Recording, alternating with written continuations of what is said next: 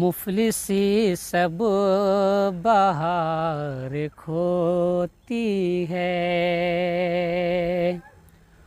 मुफलिसी सब बहार खोती है, मुफलिसी सब बहार खोती है, मर्द का एतबार खोती है, मर्द का एतबार खोती है। आपको ये बताना है कि ये शेर किसका है।